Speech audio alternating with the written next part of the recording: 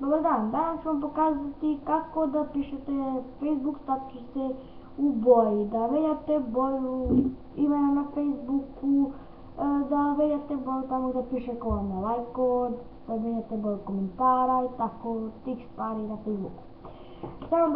Samo pažljivo gledajte, ja ću vam biti jasno, što nije pretjerano teško. Gledajte.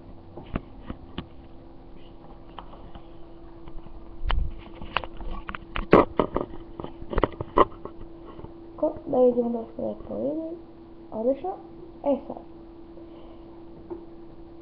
Sad ću ja se odjavim, zato što mi je sve već uređeno, ali gledajte. Prijavim se lijepo na Facebook.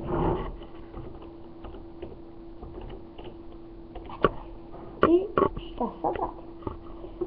Uđete, evo na primjer, ovdje ima jedan status. Gledaj. I on možda vam promijeni sve boje. Evo, kopirajte. Inspect element.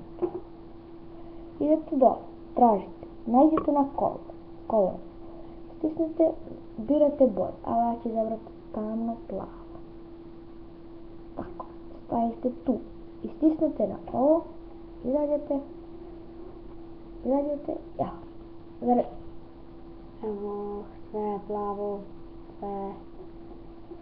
Sad ovako, uđem ti ovdje. Sada je ju. Mene. Uđite ovako, tražite color, tražimo, plavo. Ljubit ću staviti kuda. Šta, evo.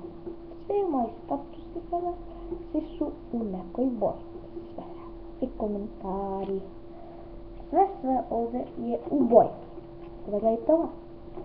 Sada, ako hoćete da promijenite ime, da ime bude druge boje, kopirate nečije ime, koje vam je komentarisao ili lajkovo nešto. Isto tako idete na kolon, stisnite na gore ko hoćete, evo, izađete. I evo, boja od svakoga je ista. Znači, zeleno, evo, sve je šareno. Pogledajte kako je ovo, sve šareno. Sada, na primjer, ako hoćete i ovo da pogledajte, na primjer, ovako. Evo sve ćemo. Inspect element. Tražite color, evo ga. I sada idete, na primjer, na plavo. Evo ovako, tako, zađemo i sve je ok. Eto, to je bio jedan klip mali da bi vam pokazao kako da pravite status u boji. Ćao, vidimo se sljedeći put.